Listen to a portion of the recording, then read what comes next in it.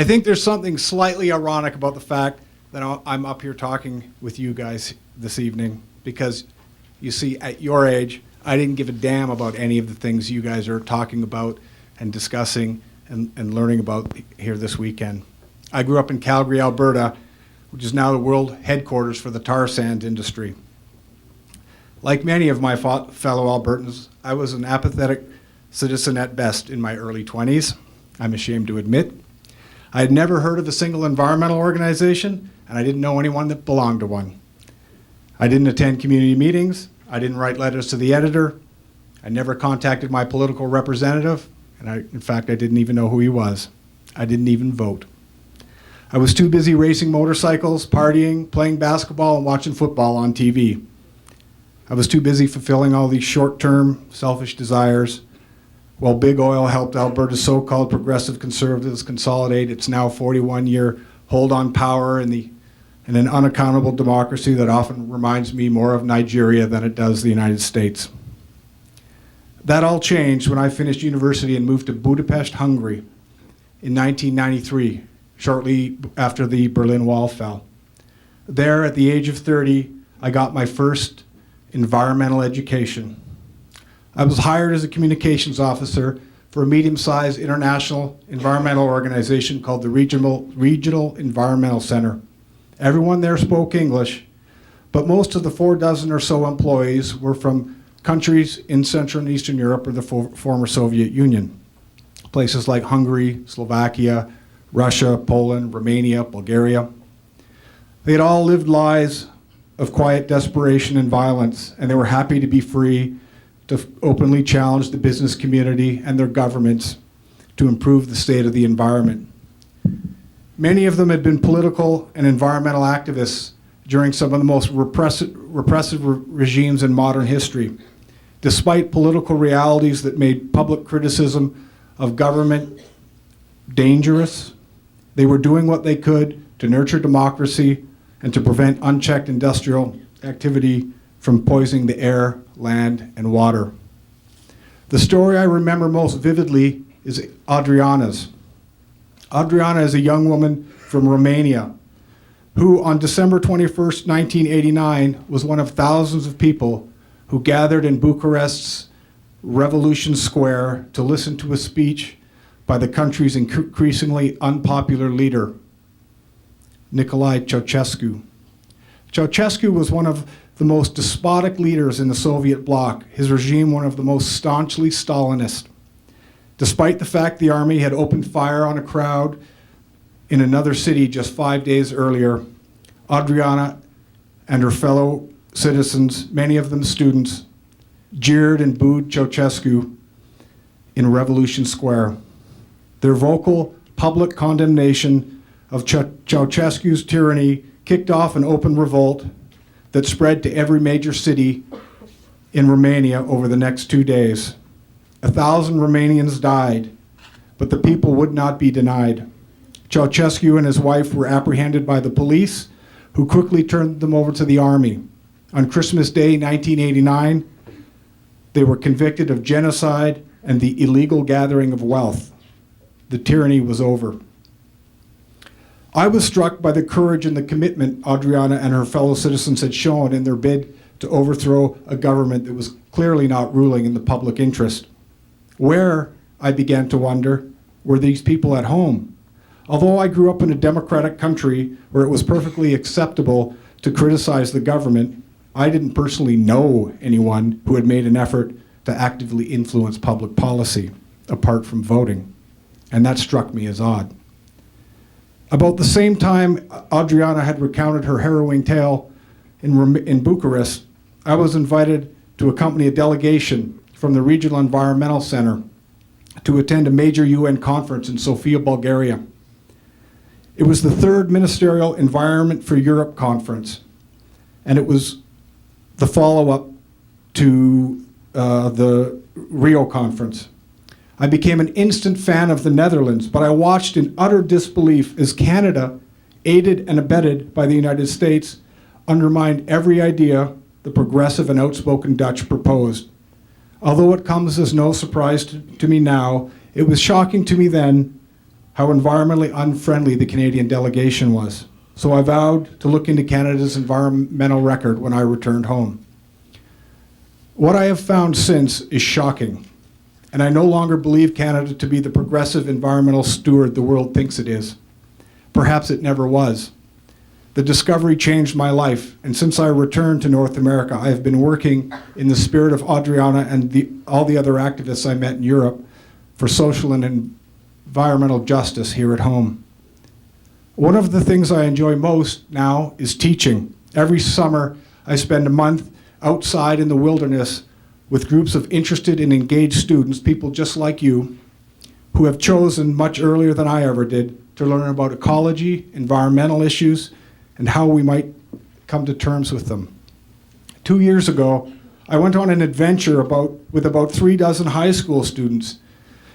I flew up to Whitehorse, Yukon, way up north of the 60th parallel, and we all piled into a school bus and spent a month driving through coastal BC, around Vancouver Island, and back to Whitehorse via Alaska.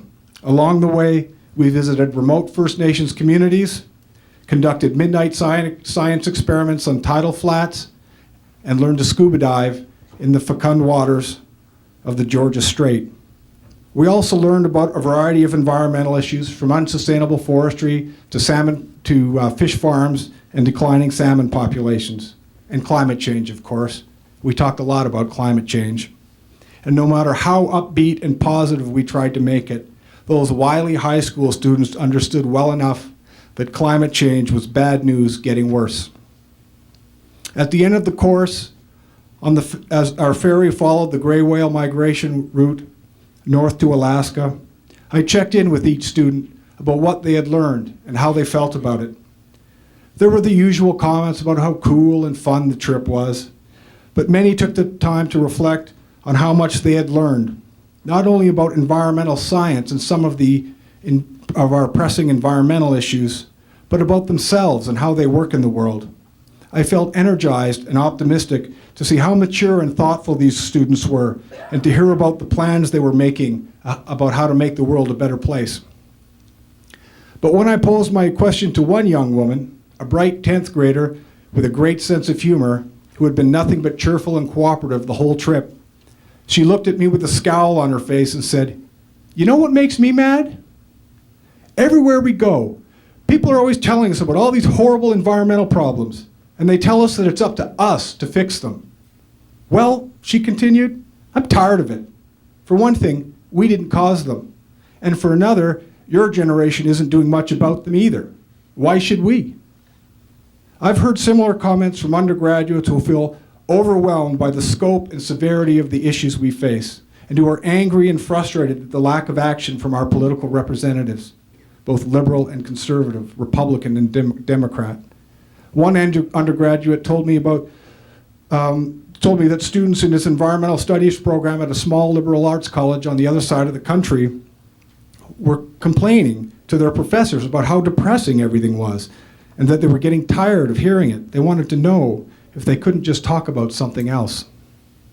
This, I think, is the primary challenge of our age: to openly and honestly consider the social and environmental problems we face, and, despite the enormity of the task ahead and the lack of meaningful progress to date, to embrace the challenge with courage, resolve, and equanimity.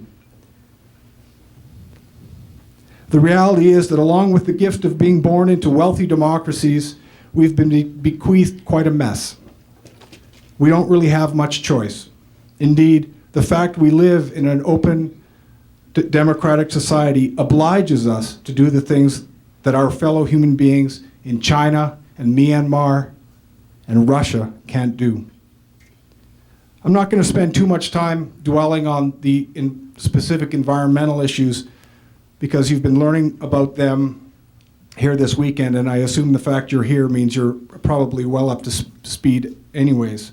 Suffice to say that biodiversity is plummeting, water is increasingly overexploited and polluted, and forests are being leveled for timber. And then there's climate change. The fact we are altering the climate with megatons of greenhouse gas emissions is the most pressing social and environmental issue in human history. It's melting the ice caps, acidifying our oceans, raising sea levels, intensifying weather patterns, and altering ecosystems, the very fabric of life, on a massive scale. Perhaps the saddest part about the whole thing is that poor and undeveloped societies, which contributed relatively little to the problem, will endure the brunt of the consequences.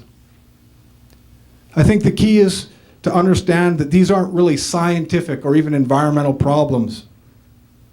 What's at the root of all these crises is a political process that serves the interests of corporations rather than the public interest. While researching my next book called Little Black Lies about the war on truth in the battle for the tar sands, it's become abundantly clear that the reason we have done so little to prevent biodiversity loss, pollution, and climate change is that private corporate interests whose bottom lines and profit margins rely on business as usual don't want to change the way they do business. At every turn, they have undermined progressive energy and environmental policies and discredited environmentalists who support them. They've funded elaborate movements to discredit the science and confuse the public. And they've ramped up efforts to exploit and burn every last barrel of oil, no matter how dirty or how much of a risk it poses to human and environmental health. Nowhere in the Western world is this worse than in Canada. Canada, it turns out, is an international environmental laggard on environmental policy and practice. According to Yale and Columbia Universities, Canada ranked 37th in their 2012 Environmental Performance Index, far behind green leaders such as Sweden, Norway, and Costa Rica, and trailing major industrial economies including Germany, France, Japan, and Brazil. Worse yet, our performance is deteriorating. We now rank 52nd in terms of progress over the last decade. Nowhere are these problems more apparent in the environmental assessment of industrial development. According to William Leese, a scientist at the University of Ottawa and one of Canada's foremost experts in environmental assessment, Canada has an embarrassing and consistent record of failure in credible environmental assessments in high-profile, large projects. And it's been well documented that the environmental assessments of the big oil sands mines, which are polluting the Athabasca River, pushing threatened species like caribou to the brink, and contributing significantly to climate change, have been based on incomplete scientific information. These assessments rely instead on corporate goodwill and a cornucopian faith in technology that might, at some unknown point in the future, mitigate the significant environmental risks that are openly acknowledged in the environmental assessments themselves. But perhaps the most frightening aspect of Canada's new petrostate persona are the egregious attacks against those who oppose the tar sands and the pipelines they fuel.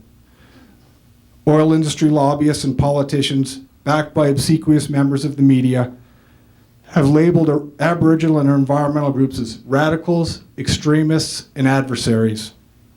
While Bishop Desmond Tutu, the Dalai Lama, and several Nobel laureates raised their voices against the tar sands, and Forbes magazine celebrated the success of American citizens opposing the Keystone XL pipeline, Stephen Harper's conservatives went one step further. They lumped environmentalists and Aboriginal groups, people just like you and me, into the same category as white supremacists and called us enemies of the state. According to an assessment prepared by the Canadian Security Intelligence Service, our version of the FBI and CIA, these kinds of people, people who use civil disobedience to have their voices heard, people who propose boycotts to oppose things like the seal hunt, have become dangerous subversives that need to be put under surveillance. This is what we're up against. Even if you don't care a whit about climate change or biodiversity loss, these attacks on our democratic freedoms in the name of expedient and unsustainable resource development should make every Canadian and American citizen very concerned. This is no time for us to wither on the vine or stick our head in the sands.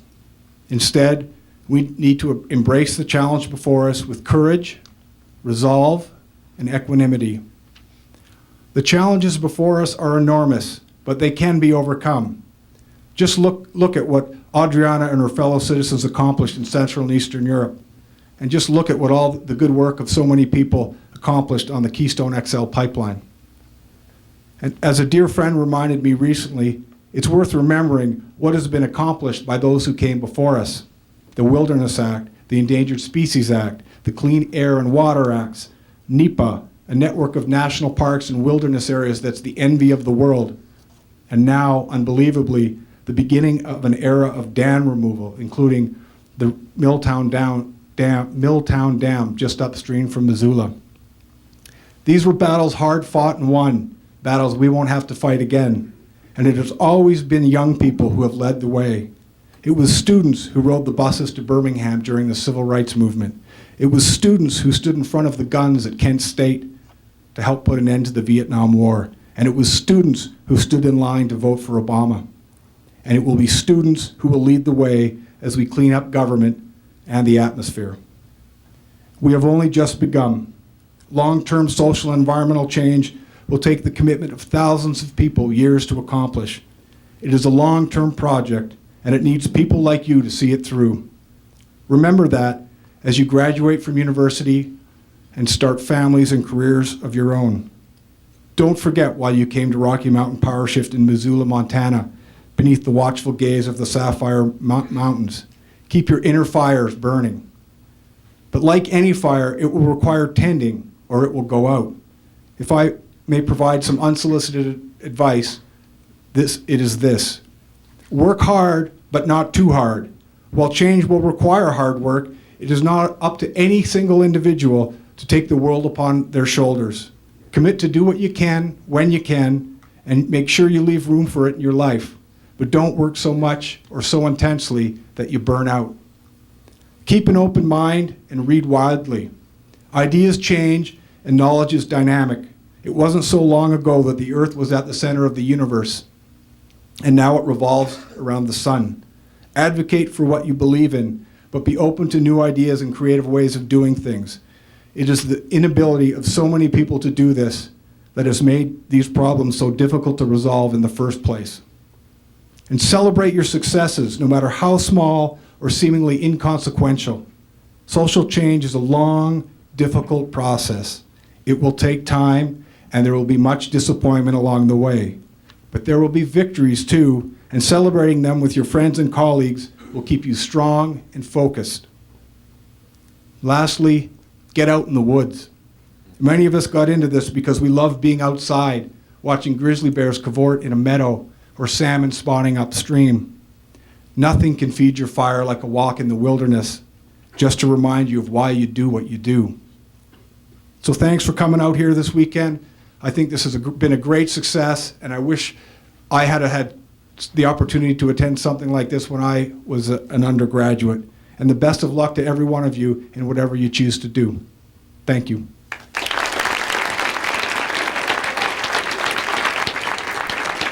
Give it up for Jeff Gailus.